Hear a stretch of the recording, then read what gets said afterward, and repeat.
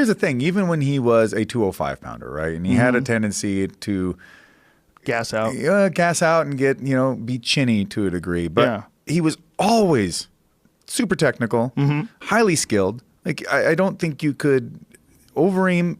Him and his brother both are actually very good fighters. Yeah, and their struggles have never been a physical one for the most part. I think they've had, and that's a difficulty that is most common amongst fighters is the mental game of it. Well, we saw that with Ngannou this week. Yeah.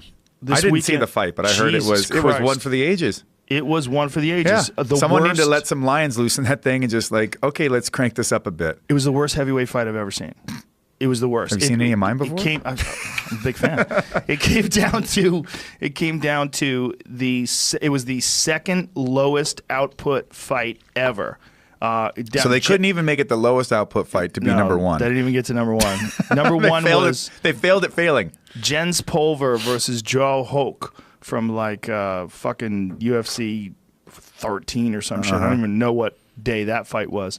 But that fight was number one with 23 or 22 strikes landed in 3 rounds. And this fight was number 2 with 23 strikes landed. That's weird. Dude, it was insane.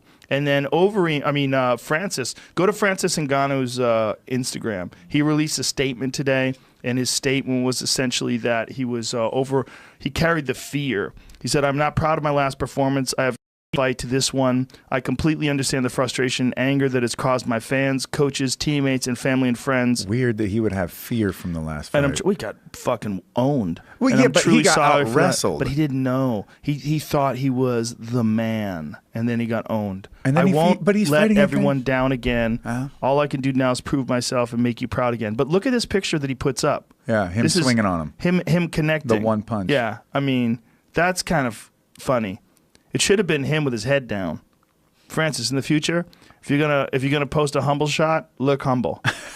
This is like I'm owning him. I can't say that he doesn't legitimately. Maybe he is carrying some kind of fear from the last fight in terms of losing the result, or there's a lot of mind fuck that can go into being a fighter. But I would think that you've bounced back. You've been on both sides, and. The first fight back after a KO loss or after getting dominated, what is that feeling like? That's a good, I don't know. I've been at this shit for so long that for me, it's just like, all right, that was then, this is now. Don't make the same mistakes. Yeah, you've experienced everything. You've been submitted. You've been knocked out. You've knocked guys out. You submitted guys. You've won the title. You've beaten some of the best guys in the world. You've had fantastic performances. You'd have performances that frustrated you. You've experienced it all. Yeah. In your long career, from being the youngest ever heavyweight champion of the world ever to, how old are you now? 40. 40. Dude, you've fucking seen it all. You've literally seen it all.